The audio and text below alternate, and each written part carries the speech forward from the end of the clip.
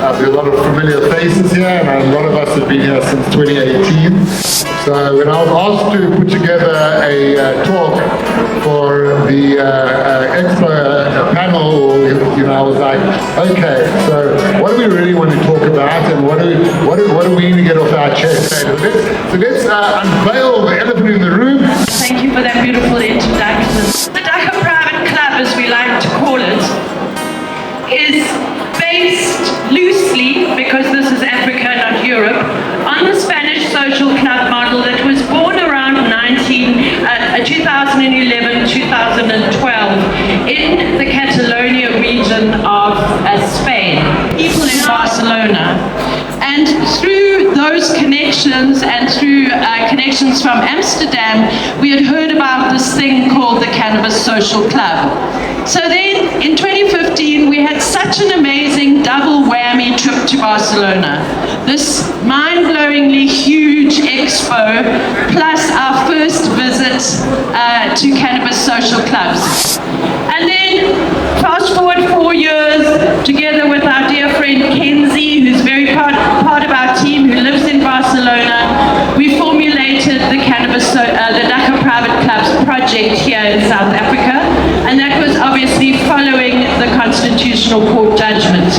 And suddenly we have 600, I estimate 600 or so plus clubs across South Africa, operating in various forms of legality. But what we must remember is that trade in cannabis in South Africa remains illegal. Thanks, Myron. I think firstly also just to say that Myrtle's busy teaching me about Dhaka as well at the moment. But yeah, we started our journey and we joined up with a model, and I think it's important to become part of a model. There's a safety in numbers. There's more people thinking about how we should be regulating.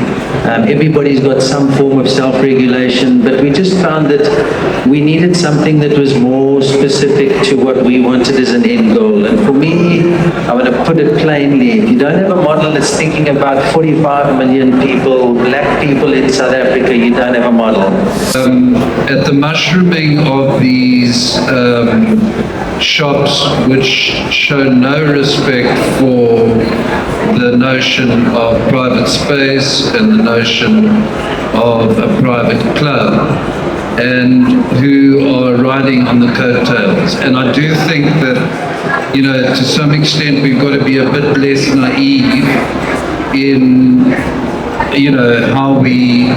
how we see that situation from a legal point of view.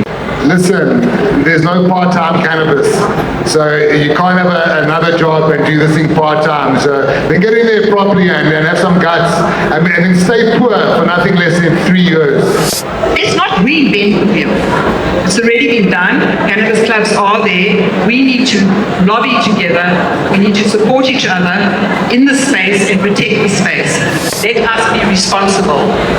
Check yourself every day that you walk into the space of cannabis. In the last 6 months, we've managed to go from our own single club to 14 clubs, to 5,600 members, to 18 growers. So what I'm trying to highlight there is there's a massive amount of enthusiasm to be participating in this industry. And I want to highlight some more numbers. I want to tell you that when you sit and you think of the cannabis industry and you look at it and you think, 15% of the population smoke cannabis or use cannabis. It's like the story with the shoes. There's 85% of the cannabis market that hasn't arrived. We haven't made access to it. There's lots of people that want to be able to participate in cannabis. They want to do it safely. They want to know that the products that they're getting have been grown by conscious growers. They want to make sure that the products that they're getting are labeled. We're the third biggest provider of illegal cannabis to the world markets.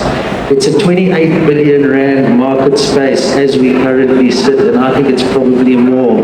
So for that market space to come out of nowhere, 28 billion rands trying to find its way to the surface.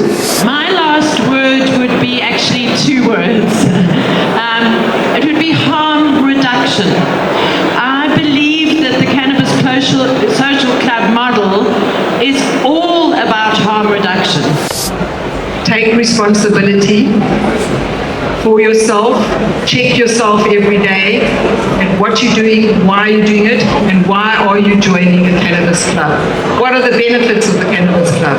Don't just join any club for the sake of joining it, because this is for the future generations going through. We are marking the territory, the way forward onto the new earth. We are marking the way forward for new healthcare, new wellness, and moving away from all the stress and all the harm that has been caused by the First World Order. Let us step up the game and step onto the new earth and make a difference.